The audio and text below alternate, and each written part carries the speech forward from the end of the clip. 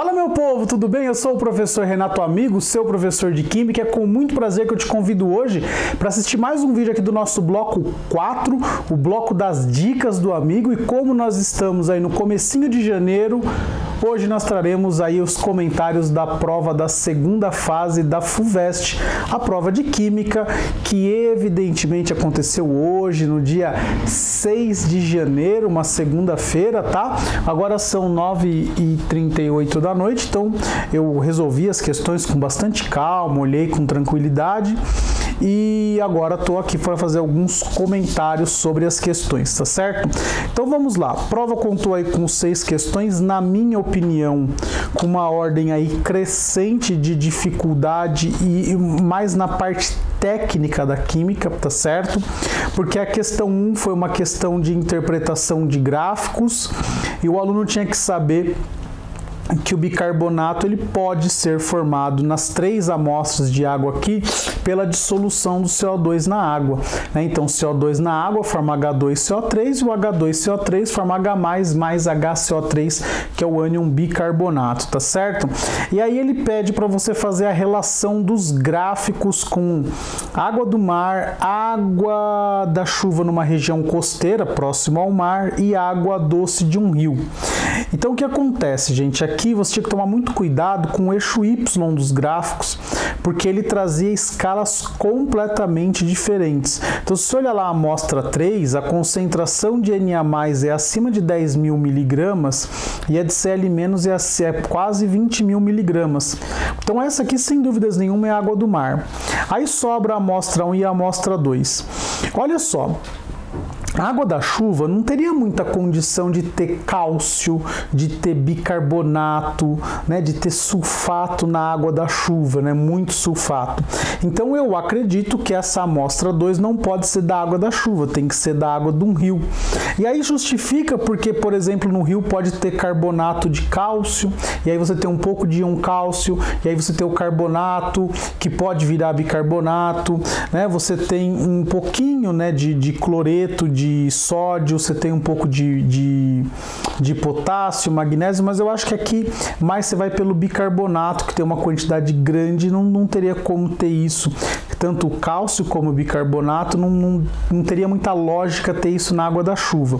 E a amostra 1, sim, seria água da chuva, porque tem aí uma quantidade pequena, mais significativa de sódio e cloreto, muito provavelmente essa quantidade veio por arraste, tá certo? E aí ele fala, esperado que a concentração de íons cloreto na água coletada da chuva em um ambiente continental seja igual, maior ou menor que de ambiente costeiro. Eu acredito que no ambiente continental é menor que no ambiente costeiro, porque no ambiente costeiro você tem um pouco de arraste de íons que estão presentes lá na água do mar, tá certo?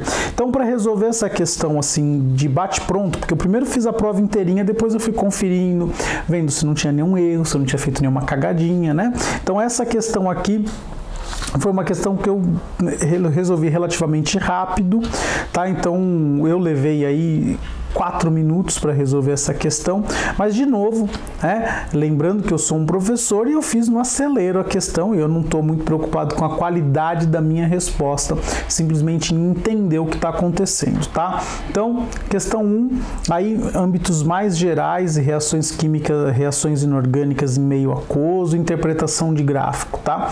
Aí a questão 2, gente, a questão 2 ela é maravilhosa, falando aqui sobre a chuva de ouro, sobre precipitação, falou sobre deslocamento de equilíbrio, falou sobre solubilidade e falou sobre KPS, né? Então, até para quem é nosso aluno lá do Liceu Jardim, nos vídeos que a gente publicou no Facebook da escola ou no canal da escola, né, que é no Liceu Jardim, eu e o professor um dos professores de Química, o Ricardo, nós fizemos uma análise, uma previsão do que a gente imaginou que poderia ser cobrado na prova e a gente falou sobre a ideia do equilíbrio, porque foi algo que não foi cobrado na primeira fase, então a gente sabia que iria aparecer na segunda fase e apareceu em 2 questões, né? Então acho que está bem dentro daquilo que a gente estava esperando. Essa questão eu demorei um pouquinho mais para resolver, somente porque envolve uma parte matemática, um cálculo.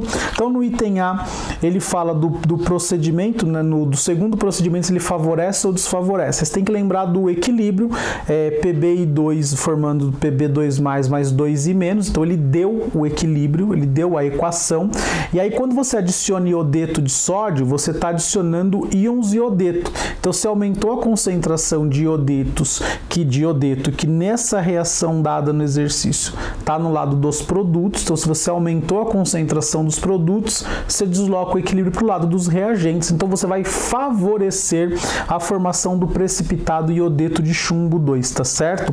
Então, item A, um deslocamento de equilíbrio aí bem clássico. No item B, é basicamente uma análise da tabela. Ele está tentando fazer a purificação e ele pergunta se é melhor jogar água fria ou água quente para fazer uma precipitação de maior quantidade. E aí o pessoal, quando vê quente e frio maior, já acha que é maior velocidade. Não, é maior quantidade que ele quer. Então, o que acontece? Se eu quero recolher a maior quantidade possível de iodeto de chumbo, então eu tenho que ter a água numa temperatura em que a solubilidade for menor. Então, aí eu vou usar água fria, né? Porque a água a 4 graus Celsius, a solubilidade do iodeto de chumbo é 0,41 gramas por litro. Quando eu faço 80 graus Celsius, a solubilidade é 3,151.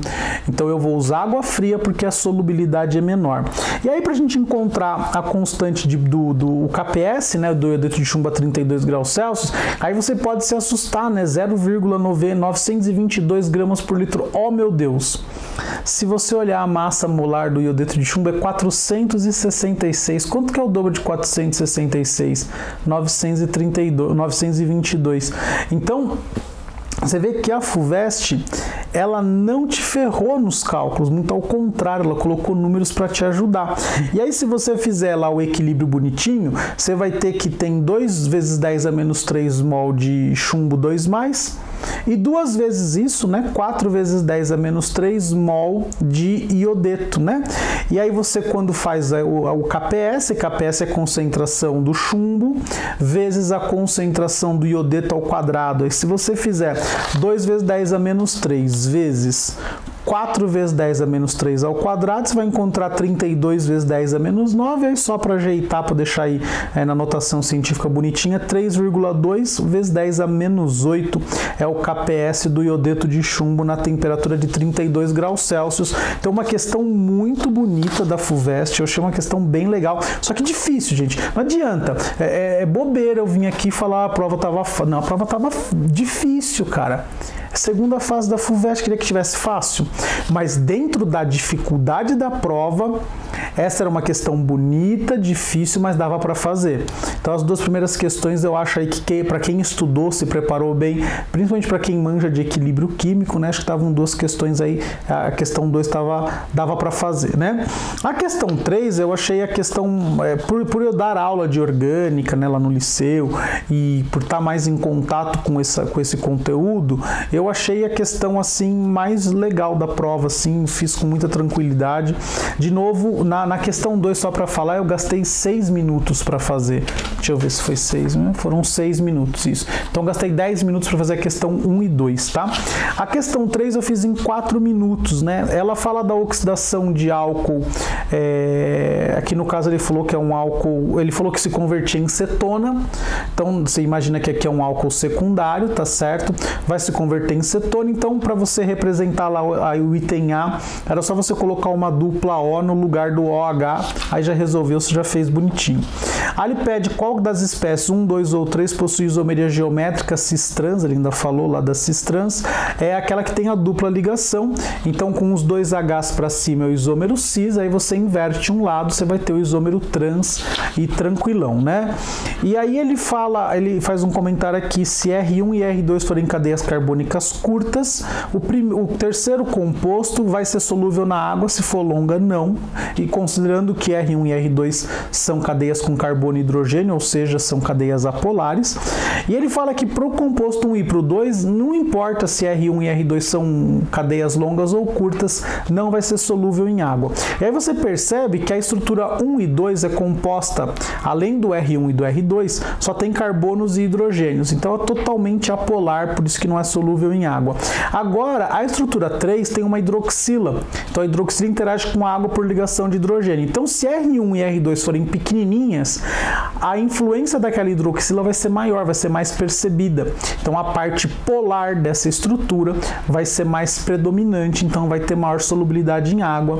Se R1 e R2 forem grandonas, então a parte apolar vai predominar e aí não adianta, não vai ser solúvel, não vai ter grande solubilidade em água. Isso é uma questão bem legal, eu também fiz em 4 minutinhos. Depois, obviamente, reli, fiz com calma, né, para melhorar minha resposta aqui, mas a princípio eu pensei rápido aqui nessa resolução. A questão 4, então, também achei uma questão tranquila, de novo, A1, A2 e A3, para todo mundo que tinha química na prova teve que fazer, foi obrigado a fazer. Porque, vamos lembrar que você vai fazer no máximo 4 disciplinas. Para dar 12 questões, 3 questões por disciplina, tá certo? Então, para aquela galera que tinha 4 disciplinas para resolver na prova, só fez essas 3. Que são 3 questões mais genéricas, concorda comigo? Primeiro, uma interpretação de gráfico, um pouquinho de química inorgânica. A segunda, um pouco de equilíbrio químico com solubilidade. E a terceira, química orgânica com forças intermoleculares. Então, show de bola. Aí o avaliador já sabe que o candidato tem uma noção legal de todos os conteúdos, ou pelo menos uma parte mais genérica aí dos conteúdos da química, de primeira série, segunda série, terceira série. Beleza? A quarta questão só faz quem tem 3 disciplinas. Já é um pouquinho mais específica. E aí eles cobraram a eletrólise, eles cobraram a eletroquímica, perdão, a pilha, eles cobraram a eletroquímica. Então eles fizeram lá alusão à questão do cara do prêmio Nobel, questão bonita também, achei bem legal. Aí ele pede a equação, a reação global, e aí quando ele usa o lítio metálico, então você vai pegar a primeira e a terceira. Obviamente a primeira questão, como tem o maior potencial de redução, vai reduzir, e a terceira você vai inverter. Você vai perceber que dá para cortar o elétron e o cátion lítio, aí você vai ter o COO2 mais lítio, formando LiCOO2. Ele não pediu para calcular, né? Mas se fosse calcular a potência, o ΔE dessa pilha aqui, daria 4,04 volts, né? Fiz o cálculo à toa, mas fiz. Aí no item B ele fala, identifique qual dos 2 materiais, lítio metálico ou lítio metálico com grafita, será um agente redutor mais forte. Bom, para ser um agente redutor mais forte, ele tem que ter maior tendência à oxidação. E quem tem maior tendência à oxidação? Quem tem menor tendência à redução. Então, quem tiver o menor potencial de redução vai ter a maior tendência à oxidação. Então, aí, claramente o lítio metálico, tá certo? Então, bem tranquilo. E aí você justifica com os potenciais padrão, né? Que foi o que eu acabei de fazer. E nessa última questão aqui, que é um cálculo químico bem legal, como ele deu a massa molar do lítio, deu a massa molar do sódio, eu resolvi a questão assim, olha, eu fiz considerando a molécula, considerando essa estrutura com o sódio, deu 322 de massa, 322 equivale a 100%, o alumínio, que é 27 gramas, equivale a X, eu cheguei em 8,4%, que é muito diferente do 8,8% que ele deu. Agora, se eu colocar no lugar do sódio, colocar o lítio, aí eu vou ter 7, né, mais 27, mais 4 vezes 28, mais 10 vezes 16, eu vou ter 306. 306 é 100%, 27 gramas que é a massa de alumínio, aí deu exatamente 8,8%, uma questão bonitinha, redondinha. O cálculo não é fácil, mas também é uma questão que achei bem bacana, onde ele cobrou eletroquímica e cobrou um pouquinho de cálculo químico também, o que era já esperado de vir aí na segunda fase. Agora vem as 2 questões aí que são mais trabalhosas e difíceis, né? Que são as questões 5 e 6. Essas questões só fez o candidato que tinha 2 disciplinas e uma delas era química, né? Então ele teve que fazer as 6 questões, aí não tem muito como fugir, né? A questão 5 é uma questão bem legal e tem ele dá um boi pra gente, pede a estrutura de Lewis da ureia. Então se você colocar lá as bolinhas, os elétrons como bolinha, só que tem que colocar bolinha em todo mundo, não é só no átomo central, tá certo? Mas é tranquilo, né? C-O, NHH, NHH, 2 elétrons, né? Um par de elétrons em cada nitrogênio sobrando e 2 pares de elétrons lá no oxigênio sobrando, beleza? Bem tranquilo, ele deu até distribuição eletrônica em subníveis, e que não tá isso no edital, que ele vai, mas ele não tá cobrando, ele deu isso aqui como referência para você usar, tá bom? Aí no item B é um cálculo estequiométrico, ele fala lá a quantidade do ar, lá tal 32 gramas para cada 100 ml, ele te dá duas equações, e aí o que a gente fala muito em aula, né? Meu, deu duas equações, vai ter que somar, isso é um processinho. Então você vai multiplicar a equação de cima por 4 para cortar a amônia, e aí você vai ter a ureia, 4 mol de ureia, mais 6 mols de NO2, formando 7 mols de N2, mais 8 mols de H2O, mais 4 mols de CO2. Você sabe que para cada 4 mol de ureia, você vai consumir 6 mol de NO2. Aí olha só que legal. Ele falou que 460 mg de NO2 por quilômetro. Para 100 km, 46 mil miligramas de NO2. Você pega esses 46 mil, divide por 1000, dá 46 gramas de NO2. E você vê que bateu com a massa molar. Então, para facilitar as contas. E aí você vai fazendo as contas, vai chegar em 40 gramas de ureia. Como você tem 32 gramas para cada 100 ml, com 40 gramas você vai precisar de 125 ml ou 0,125 litros. Você vê que parece que vai gastar um monte, né? Mas não, gastou bem pouquinho, né? Do ar lá. Por isso que usa pouco lá nos caminhões. Não sei se usa muito pouco assim não, tá? Essa questão, como teve muita... a questão 4 eu levei também 5 minutinhos para resolver, tá? A questão 5 eu já levei 8 minutos, 9 minutos para resolver, porque envolvia conta, né? Então eu fiz as continhas todas bonitinhas lá. E aí ele fala no item C, considerando que a reação entre NH3 e NO forma os mesmos produtos da reação 2. Então eu fiz a reação e eu percebi que o coeficiente estequiométrico da amônia era metade. Então você concorda comigo que ao invés de multiplicar a equação 1 por 4, eu multiplicaria só por 2, né? Então eu teria, obviamente, menos ureia. Então a quantidade, o volume gasto de ar seria menor, porque eu vou precisar de menos ureia para poder interagir com o NO formado, tá certo? E na verdade você ia precisar da metade, né? Da metade do volume de ureia, que dá 62,5 ml, né? Eu não calculei, mas eu só coloquei aqui que o volume era menor, porque ele não pede para você calcular, né? Ele fala maior, menor ou igual, justifica mostrando a reação. Então, quando eu mostro a reação, eu mostro que eu vou formar metade, eu vou precisar de metade da amônia. Então, obviamente, na questão, na equação de cima, eu preciso multiplicar pela metade do número, e aí acabou. E, finalmente, vem a questão 6, que é a questão mais complicadinha da prova, na minha opinião, né? Tinha que saber alguns conceitos da matemática, lá de coeficiente angular, coeficiente linear, essas coisas todas, né? Foi onde eu demorei um pouquinho mais para resolver. Essa aqui eu resolvi em 10 minutos. Então, 18, 28, mas vai mais ou menos uns 40 minutos, né, para resolver a prova toda. Aqui no item A é um item que, na minha opinião, foi o item mais fácil, né, porque ele fala aqui, onde que ele fala? Em condições alcalinas será observada o hidróxido e em condições mais ácidas será observada o cátion, a espécie na forma solúvel. Aí ele fala assim, ele quer que você pinte a área onde o cromo está solúvel e o titânio está na forma insolúvel. Então, do titânio, que está aqui bem na parte esquerda aqui do gráfico, que é o pH2, para frente é onde ele vai estar mais básico, então vai estar mais insolúvel. Então você vai pintar do titânio para sua, olhando para o papel, para sua direita, e o cromo, como ele quer o cromo 3+, ele quer em soluções mais ácidas, você vai pintar para sua esquerda. Então, tipo, eles estão assim, né?